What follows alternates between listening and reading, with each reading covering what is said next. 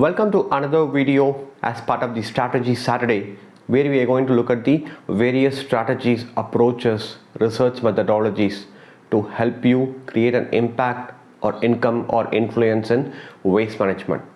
In the previous Strategy Saturday, we saw the top 10 challenges in creating an impact or income in waste management. And in today's video, we are going to look at the top 5 myths in waste management. I am Praveen Kumar, the creator, educator at Trash the Trash, an online learning social platform for you to create an impact or income in waste management. Let's get into the video. Myth number 1. Recycling is the only option when it comes to waste processing. You would have seen or come across article like this: gold from electronic waste, treasure from trash, etc. In a nutshell, if you look at this article, it's pointing to recycling as the only option or the best option when it comes to waste management. However, if you also think the same, that recycling is the only option that can help eradicate the waste, then you are not alone. Recycling is one among the many options that are available there to process waste. There are 15 plus business models in waste management, and for processing waste, apart from recycling, we have other options like dismantling, re-engineering, and other facilities to handle the waste. Let's look at one by one and why recycling is not the only option and why it is not always the best option.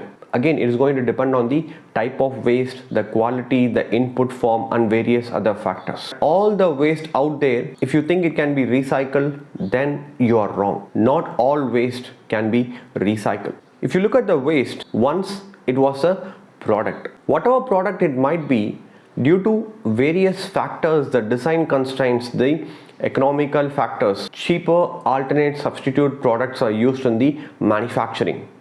And to make it much more compactable, user friendly, to reduce the manufacturing time, various additives, add-ons, complex structures are used in the manufacturing. Because of those reasons, not everything can be recycled. You take any waste type and look at the categories within them. You can do your research and see that not all can be recycled. Let's look at some of the examples. Within plastic, there are various categories: ABS, LDPE, HDPE, PET, single-use plastic, and so on. Out of that, how many do you think can be recycled? Again, it is going to depend on the input quality, input form. How is it going to be? If the input raw material is somewhat in a pure form or in a decent form, then the output is also going to be good. That means it can be processed. When I say pure form, if it is a PET, then the whole batch has to be PET. If it is going to be PET mixed with something else, it is going to affect, unless until the process technology machinery can do something about it. If the input is messed up form, the output is also going to get messy. Again, depending on the process technology or machinery, but most of the cases this is what is happening. And when you talk about plastic, maybe you can recycle it twice or thrice maximum. If you try to keep on recycling the same plastic again and again, the quality is going to eventually drop. Look at electronic waste. Within electronic products, there are more than 20-30 metals, elements in it. Out of that, how much or how many do you think can be recycled and recovered? It is again going to depend on the technology, process, machinery. In developed countries, they are able to extract more than 17-18 elements from the electronic waste, whereas in developing or undeveloped nations, less than 10 is what is getting recovered. So whereas more than 15 or 20 in developed countries, and whereas less than 10 in developing or undeveloped nations. Again, if you want to recover more elements, more is going to be your investment, your capex, capital expenditure, which I have talked about in the 8 hours of trash technology. So is it going to worth investing that much to recover that much elements? And once again, even if you get a technology that can recover that much elements, are you very sure that you will be able to get good quality input raw material? Again, it's going to depend on where exactly are you going to put your infrastructure, your machinery. It's going to depend on the geographic location. Considering those factors, again, recycling may not be the best option. Coming to other reason, when it comes to recycling, the input raw material is waste, scrap, which is bound by external factors, market dynamics. And whatever you're going to recover out of the waste, again, it is going to be a commodity based, again influenced by external market dynamics and pricing. So the only place where you have complete control is your operations. So because of that reason, what is going to be your profit margins? Will you be able to sustain, survive depending on your geographic location? So there are other alternates available when compared to recycling. Like for example, we have re-engineering, where the waste is converted into a product. It could be a waste to oil, waste to fuel, waste to energy, waste to a different product itself. For example, plastic converted into plastic based product, a paver or some other plastic product. Same way, metal, scrap metal, it can be easily converted into usable product where the margins are something which you can define. But again, this will come into question whether it is going to be an alternate or substitute for a similar product that has been traditionally manufactured. Or you can do dismantling, where you are just breaking down the waste into separate parts. Let's say that you have a motor waste. In dismantling, you're trying to break down the cast iron, copper, aluminum and other parts out of the motor. So whatever is going to be the segregated part, that is going to get further processed. Or let's take that there is an electronic product. After dismantling, what is going to happen is, whichever is in a good condition within that dismantled part, the parts are going to get harvested. Let's say that you have a mobile phone, it's dead phone, they will dismantle it, that is, they will separate the battery, the display, the circuit boards, and whichever out of that they feel is worth it or somewhat it can be reused, so either they will try to remove those parts. It could be a IC chip, or the display is working but the circuit board is dead, then they may take out the display. So whichever they feel that can be used somewhere as a spare, then they will harvest that part. This is going to give them much higher margins, better returns compared to recycling. Think about repair. In the Waste Type Wednesday series, I talked about the various stages of the product. In the initial period, repair is going to be the best option unless until whatever is the product, it has become obsolete scrap. It's no longer functioning properly. It no longer can be used. So in that case, it becomes absolute scrap. Then it makes sense for recycling. Till then, the most ideal option would be repair and not recycling. So this is why recycling is not the only option and it is not always the best option. Again, it's going to depend on the waste type and the input form. Myth number 2, you need to be an entrepreneur to do something worthwhile in waste management. That is a common misconception, that for you to do something worthwhile in waste management, you need to be an entrepreneur, that you need to have a business. Yes, there are 15 plus business models in waste management. If you look at the 15 business models, the waste type, it's all going to look very attractive, a worthy opportunity that you can leverage. But not only as an entrepreneur, there are other avenues which you can explore. That is what we are trying to talk about at Thrash the Trash. If you look at our Thrasher Thursday series, where we are looking at the various areas of expertise, passion, skill that you can leverage for you to do something worthwhile in waste management, where you are using your skill, your knowledge, your passion to create an impact or income or influence in waste management. For example, you could be an engineer, a financial expert, or you could be from an arts background, or you are in operations or in education sector, or you are a designer, or you're in the social sector, whatever, wherever, whoever you might be, you can still create an impact or income or influence in waste management as an outsider. It's not the case that you have to get into waste management, come up with some kind of service to make money. Let me give you a few examples. If you look at waste processing, it could be recycling, dismantling, re-engineering, disposal, whatever it might be. So what is happening within that?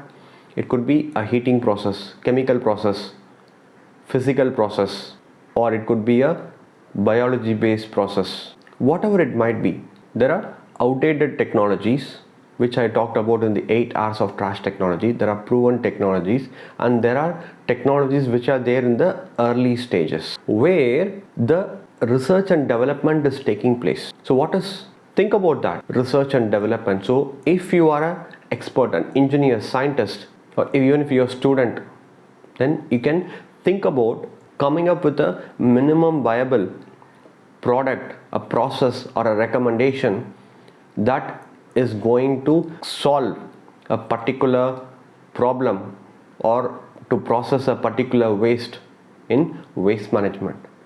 Or you would have come across a particular challenge within a particular process, machinery, or technology, and then you thought you will be able to address it. Not as an entrepreneur, because you have that skill, you know how it can be done.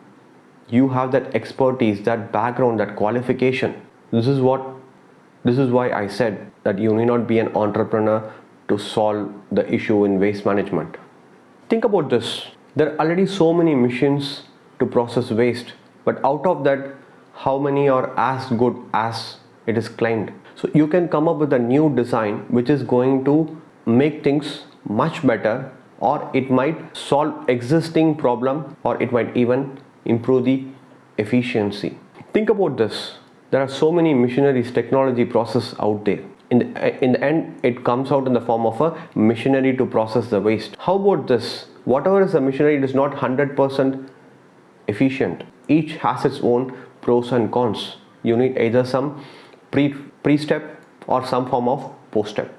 How about you developing a machinery to address those concerns, where your machinery design could help in operational efficiency? It can increase the operational efficiency, or it might even be a game changer. There are still challenges out there, and there is no affordable solution. And whenever you think of a solution, it is going to be much more complicated. Why? Because whoever is trying to do the operation, they have only the operation skill, they have the expertise about waste management, but they don't have the technical skill how to come up with a suitable design, suitable approach to address that issue, to come up with a product or a process or a recommendation. So that is where you're going to leverage your areas of expertise or passion to come up with a suitable, it could be a machinery, it could be a process, it could be even be a product. Over here, I'm not only talking about waste management. Think about in terms of manufacturing, a product design itself. How about you coming up with a product design, a manufacturing process that is much more efficient in terms of resource utilization, resource consumption, raw material consumption? So you can think about that. Whatever you have that expertise, you have that skill, the knowledge, how the manufacturing process, the product design can be optimized in terms of sustainability factors. And again, there are multiple different areas of expertise, passion, skill, where you can leverage your skill, your thought process, that in turn is going to create an influence in waste management. At this point, if you're going to ask me, I agree with you. I have the skill, I have the knowledge, the expertise, and I can solve a particular problem in waste management. But now, what's in it for me? What you're asking is 100% agreeable. So what is the benefit you're going to do by leveraging your skill, your knowledge, your passion? Let me tell you what. Let me tell you how it is going to help you. You are trying to leverage your skill, your knowledge, expertise to address a particular problem in waste management. In that way, what is going to happen is that you're going to get recognition in the marketplace. If your solution is going to be super amazing, then you will get industry-wide recognition. You might even get funding to make it into a full-fledged project, into a working product, service, solution or recommendation. You can take baby steps where you can work on the approach. You can release scientific papers. Later, you can think about coming up with a minimum viable product, service, solution. You can do frugal innovation, and then later you can think about commercialization or implementation. If the idea is going to be, if it's a worthy idea and if it can be patented, if it can get commercialized, then you will also get additional revenue stream in the form of revenue sharing, in the form of royalty. There are a lot of startup challenges, competitions, incubators, accelerators promoted by private organization and even by government agencies to help you come up with that kind of inspiration ideas, to help you validate your idea, to implement it, and to test the product, service, solution or recommendation in the marketplace. So that is something that you can explore. Myth number 3, waste is a high value commodity. Waste is a commodity, of course, there is no doubt about it. Waste has certain value to it.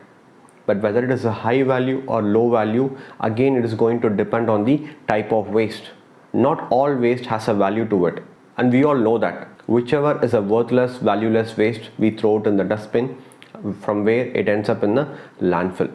And due to profit mongering, where we want to get the highest rate for the waste, what we tend to do, we tend to give the waste to the highest bidder, whoever is paying the highest price, whether it is individual or corporates or even conglomerates. They also tend to do this, give the waste to the highest bidder. What they do with the waste, they don't care. Because of this misconception that waste has so much value to it, more and more people are trying to get into the industry. That is not the case. Let me tell you why. If a waste is a high value commodity, then why do you think there is so much of waste out there in the landfill? We have mountains, we have trash mountains out there left unprocessed. We have so much of garbage out there in the open. We have garbage in the water bodies, garbage in the ocean, everywhere around us. If it is a high value commodity, then why do you think so much of waste is left unprocessed? Whichever waste has a value, the first option would be to repair it, to extend the life of the product. Then comes the other options. Why repair, if you're going to ask me, is repair doesn't require a lot of capital investment. We can do it with a minimum investment. In that way, what is going to happen? You are just extending the life of the product. At the same time, you are able to get better returns. The moment you get into recycling or re-engineering or other processing, what is going to happen? There is going to be a huge capital investment involved. Again, now the question comes is, which I have already discussed at length in the top 10 challenges in creating an impact or income in waste management, where I talked about the various challenges that you might encounter while doing something worthwhile in waste management. As the waste, any waste, if you take, that is going to be the input raw material in terms of processing.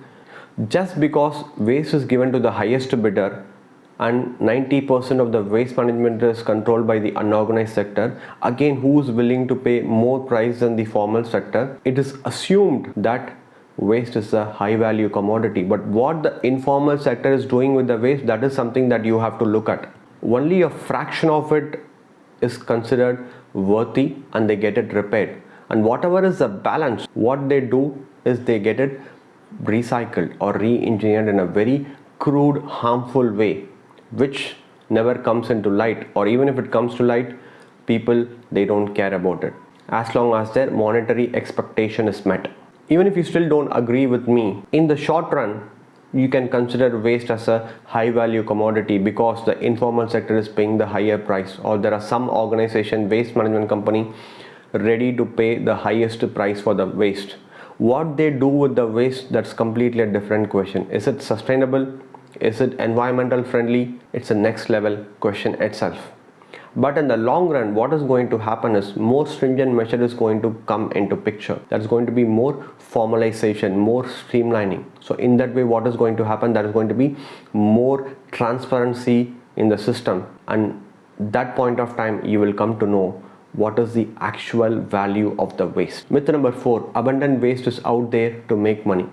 If that is what you're thinking, that there is so much of waste out there that you can make money out of it and you can become a a millionaire or billionaire overnight, then all the best to you. This is absolutely wrong assumption. Let me tell you why. If you think there is so much of waste out there, then show me where it is. On one hand, invaluable worthless waste are getting accumulated in landfill.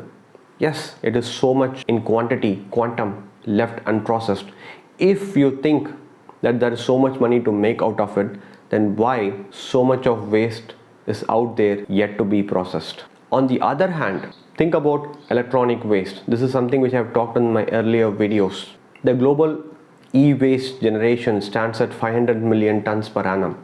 And if you look at India, the estimated generation is 3.2 million tons. As per the governing body, the generation is around 1 million ton. Where is 3.2 million ton? Where is 1 million ton? If you have read the article about 3.2 million tons, you can look at it in various ways, right? Like how coin has two sides. Out of that 1 million ton generation, less than 0.2 million ton has been processed, less than 20%. You can look at it in two ways. Either you can look at on the positive side, that less than 20% has been recycled. That means the balance 80% is out there. I can go and get it and make money out of it. But then the question is, where is that balance 80%? Think about it, do your research, you can visit the field and see where is the balance 80%. It is not there in the system as waste. It is somewhere in the value chain, but definitely not as waste. Why is that happening? Just think about it. Or if you look on the other hand, on the negative side, where is 3.2 million? Where is 1 million? Why there is a huge discrepancy? Again, it comes to the value chain. Where is the product in? It is no longer as waste in the value chain, but it is still being used somewhere. Or where it is, nobody knows. There is a lot of unaccountability. So if you think there is so much waste out there to make money, please do your homework properly. And if you think that 90% of the waste is controlled by the unorganized sector, that I will get the waste from the unorganized sector, then think about this. You have decided that the waste is out there, let's make money out of it. You have put up a huge infrastructure to process tons and tons of waste. From where are you going to procure the waste? Do you think you will be able to get that much waste on a consistent basis?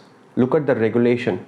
Whether import is allowed or not, again, is going to depend on the type of waste you are going to process. Within waste, there are various categories. So how are you going to get it? Again, this comes into picture. Waste is given to the highest bidder. Will you be able to pay high price every time to get the waste to meet your operational utilization? Will you be able to do it? Will you be able to go far and wide to start sourcing? Think about the logistic cost. Consider all these things. This is something I have talked about in the 8 hours of trash technology in the previous Strategy Saturday video. Just think about it. Is there so much of waste out there for you to make money? Or what is the ground reality? Or where exactly is the waste in the value chain? Myth number 5. The formal sector is better than the informal sector. You would have read a lot of articles. You would have heard, read or seen a lot of articles that the informal sector is doing a bad job, as if they are some evildoers. But what they are doing, yes, they are doing a bad job in terms of certain activity which is creating environmental and health problems. On the other hand, whatever they are doing, they are trying to follow the lean agile approach, where they are trying to make a livelihood out of waste by adopting a leaner business model, an agile thought process, where they are improvising depending on the waste, what can be done about it. If the waste can be repaired, they are going for repair. If the waste can be dismantled and something can be taken out of it, they are doing that. If it can be recycled, they are recycling in a very bad manner, which is creating problems. If it can be re-engineered, they are doing it. How they are doing it? Yes, it is unethical, violation, non-compliance, there is no doubt about it, but that is their livelihood. There are millions of workers in the informal sector. It's a huge employment generator, not only in waste management, but if you take informal sector as a whole, and they are contributing so much for the GDP. Just because of certain bad activity that they are trying to do, you can't project only that as a whole picture itself. They also have a good side, where whatever is the waste, they are able to collect from every household across the length and breadth of the country, which the formal sector till date they are not able to do it. The informal sector, they have a very huge presence in terms of certain operational activity. They know what best can be done or made out of waste, so accordingly they improvise. Whereas the formal sector, they claim something but they do something else because they follow a traditional approach. Since the informal sector doesn't have a lot of investment, operational cost, compliance cost, they are able to pay a higher price for the waste, whereas the formal sector, they are not able to match the price. So because of that reason, more and more waste is ending up in the informal sector. Again, it's not the problem of the informal sector, they're able to pay higher price. Even look at the formal sector, what they are claiming and what they are actually doing. Just do your research, your analysis. They might be claiming something like they have certain infrastructure, they do this, they do that, but go and visit what kind of infrastructure they have. They may not even have the bare minimum infrastructure, or they might be claiming a lot of things. Are they actually doing it? There is no such transparency when it comes to formal sector. Even with respect to the government, there is no public data about what is happening in the formal sector, how much waste is getting processed, what exactly is happening. Even that much information is not there in detail. Whatever information you can find, it's going to be basic information. When compared with the informal sector, what is the major differentiation factor with the formal sector? That they are doing waste processing in a much more environmental friendly manner. Is that the case? Just think about it. Are they doing the waste processing in a much more environmental friendly manner compared to the informal sector? Or they are simply getting the waste and the waste is getting leaked to the informal sector? That is what was happening, what is happening, and the government has already found a lot of such violations and they have blacklisted or sent notice to such waste management companies. It is still happening. Just because of few black sheeps, you cannot blame the whole formal sector. But again, if only a very few of the formal waste management companies able to follow what they preach, then what is the point in claiming that the formal sector is better than the informal sector? Both, if you look at formal and the informal sector, each have their own pros and cons. They have good side and bad side. So you cannot say one is better than the other. Both are doing a tremendous and a good job when it comes to waste management. The only problem is there is no synergy. That streamlining, that channelization has to be there, then only it is going to be much more effective. So otherwise you cannot say the formal sector is better than the informal sector, or the informal sector is worse or better than the formal sector. These are the top 5 myths which I want to talk about when it comes to waste management. I will see you next week as part of the Strategy Saturday with another strategy, approach, research methodology. And tomorrow, Sunday, it's going to be off. Just look out the other videos: Model Monday, Tech Tuesday, Waste Type Wednesday, Thrasher Thursday, Fun Friday, Strategy Saturday.